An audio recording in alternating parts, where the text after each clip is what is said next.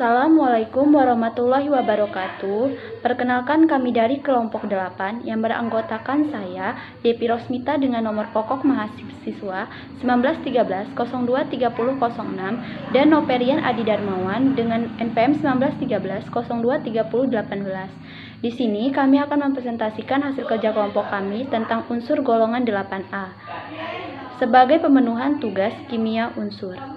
Gas mulia. Unsur-unsur gas mulia dalam sistem periodik terletak pada golongan 8A yang meliputi helium He, neon atau Ne, argon atau Ar, kripton atau Kr, xenon atau Zn, dan radon atau Rn. Disebut gas mulia karena unsur-unsur tersebut sangat stabil atau sangat sukar bereaksi, di mana unsur-unsur gas mulia memiliki elektron valensi penuh sehingga di alam tidak ditemukan dalam bentuk senyawa, melainkan dalam bentuk atom-atomnya, atau dikatakan sebagai unsur bebas. Sumber unsur golongan 8A dan kelimpahannya. Berikut tabel di samping merupakan kelimpahan gas mulia di udara. Unsur helium memiliki kelimpahan di udara yaitu 5,24 bagian per juta. Neon memiliki kelimpahan di udara sebesar 18,21 bagian per juta.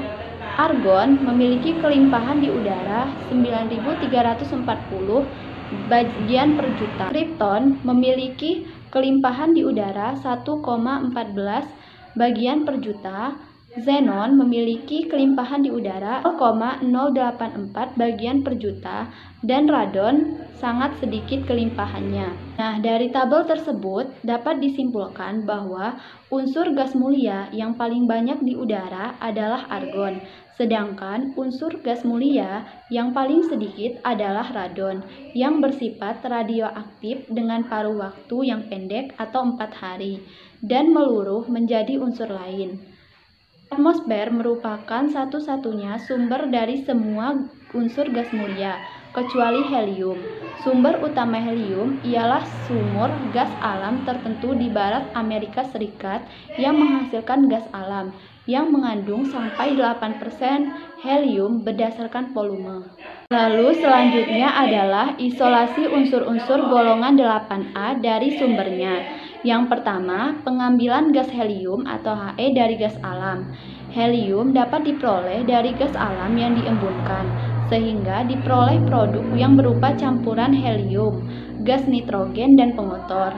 Untuk memperoleh gas helium murni, dilakukan proses ekstraksi gas alam. Kemudian dilakukan pemurnian dengan proses sistem kriogenik dan absorpsi. Kriogenik sendiri adalah pemberian tekanan pada gas alam, kemudian didinginkan dengan cepat sehingga dipisahkan. Kemudian dilakukan pemurnian dengan absorpsi. Yang selanjutnya adalah pengambilan neon, argon, kripton, xenon di udara. Pada tahap awal dilakukan pemisahan udara dari CO2 atau karbon dioksida dan uap air. Selanjutnya, udara diembunkan dengan pemberian tekanan 200 atm dan diikuti dengan pendinginan cepat.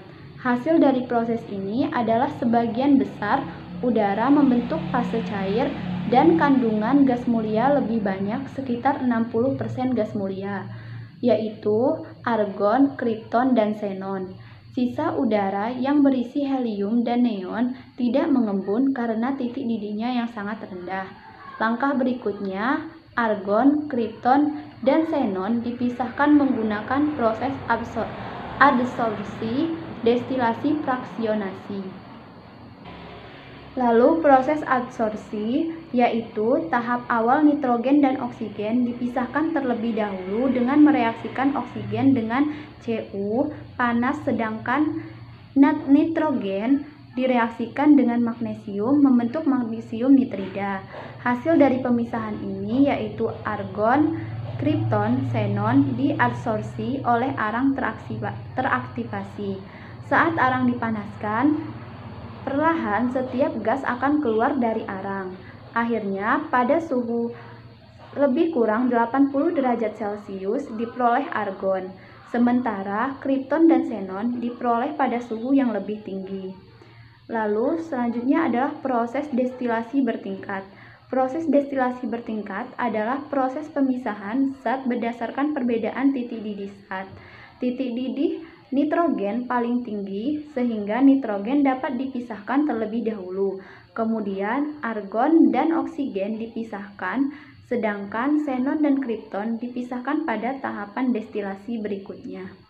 Lalu untuk perolehan radon atau Rn, radon diperoleh dari peluruhan unsur radioaktif uranium dengan nomor massa 238 dan peluruhan langsung radium dengan nomor massa 226. Radon cepat meluruh menjadi unsur lain. Radon mempunyai waktu paruh 3,8 hari. Sifat fisik dan sifat periodik serta kecenderungannya dalam satu golongan dapat dilihat pada layar, merupakan tabel sifat periodik serta kecenderungannya dalam satu golongan. Yang pertama yaitu konfigurasi elektron.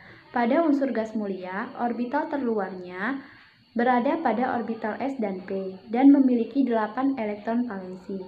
Gas mulia memiliki elektron valensi penuh atau Ns2 dan Np6, kecuali helium yaitu Ns2. Selanjutnya yaitu jari-jari atom. Dapat dilihat bahwa jari-jari atom dari unsur gas mulia meningkat dari atas ke bawah dalam satu golongan. Yang ketiga yaitu energi ionisasi. Energi ionisasi gas mulia sangat besar. Energi ionisasi dari atas ke bawah untuk unsur gas mulia dalam satu golongan semakin berkurang. Hal ini karena semakin bertambahnya jari-jari atom sehingga gaya tarik inti terhadap elektron valensi semakin melemah dan energi yang diperlukan untuk melepaskan elektron semakin berkurang. Selanjutnya keelektronegatifan. Keelektronegatifan unsur gas mulia yaitu helium, neon, dan argon tidak memiliki nilai keelektronegatifan, sedangkan kripton, xenon, dan radon memiliki nilai keelektronegatifan yang semakin berkurang dari kripton ke radon. Selanjutnya afinitas elektron. Afinitas elektron unsur-unsur gas mulia sangat kecil, cenderung dari helium sampai radon semakin meningkat. Kemudian titik didih. Titik didih pada unsur-unsur gas mulia dari atas ke bawah untuk unsur gas mulia dalam satu golongan semakin meningkat. Selanjutnya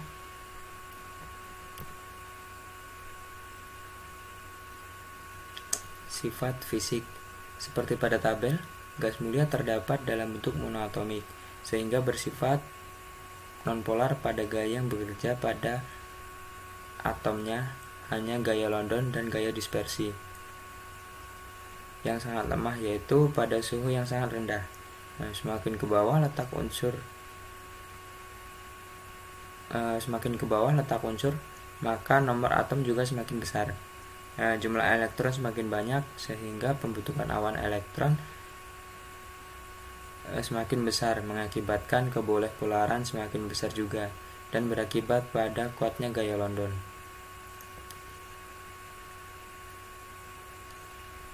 Semakin kuat gaya London antar molekul, semakin besar pula energi yang digunakan untuk terjadinya peleburan dan pendidihan sehingga titik didih maupun titik lelahnya meningkat. Selanjutnya senyawa dari gas mulia yang pertama kali dapat disintesis. Pada tahun 1962, Bartlett berhasil mensintesis senyawa gas mulia yang pertama yaitu SePtF6, xenon heksafluorida platina 4. Dengan mereaksikan unsur tersebut yaitu Xe dengan PtF6 platina fluorida, sejak saat itu berbagai gas mulia berhasil dibuat. Selanjutnya, senyawa yang sudah bisa disintesis. Pada gas mulia yang sudah berhasil disintesis menjadi suatu senyawa baru, 4 unsur yang paling berat yaitu argon, kripton, xenon, dan radon. Beberapa senyawa yang berhasil dibuat dari unsur gas mulia tersebut antara lain argon dalam senyawa HAFRF, argon hidrofluorida, kripton dalam senyawa KrF2, kripton difluorida, xenon dalam senyawa XeF2, xenon difluorida, XeF4, xenon tetrafluorida, SeF6, xenon heksafluorida, XeO3, xenon trioksida, XeO4, xenon tetraoksida, XePTF6, xenon heksafluorida, platina 4. Kemudian radon dalam senyawa RaF2, radon difluorida. Selanjutnya, mengapa hanya senyawa Xe yang dapat disintesis? Unsur Xe mudah mengion dan nomor atom memiliki energi ionisasi yang cukup rendah sehingga mampu membentuk senyawa dengan unsur yang sangat elektronegatif. Semakin kecil energi ionisasi, maka semakin mudah untuk melepas elektron. Unsur yang sangat elektronegatif berarti unsur tersebut sangat mudah untuk menerima elektron atau membentuk ion negatif, yaitu F dan O. Dengan demikian, gas mulia yang memiliki energi ionisasi yang cukup rendah dapat membentuk senyawa dengan unsur yang sangat elektronegatif. Sekian presentasi dari kami. Kami ucapkan terima kasih. Kami tutup. Wassalamualaikum warahmatullahi wabarakatuh.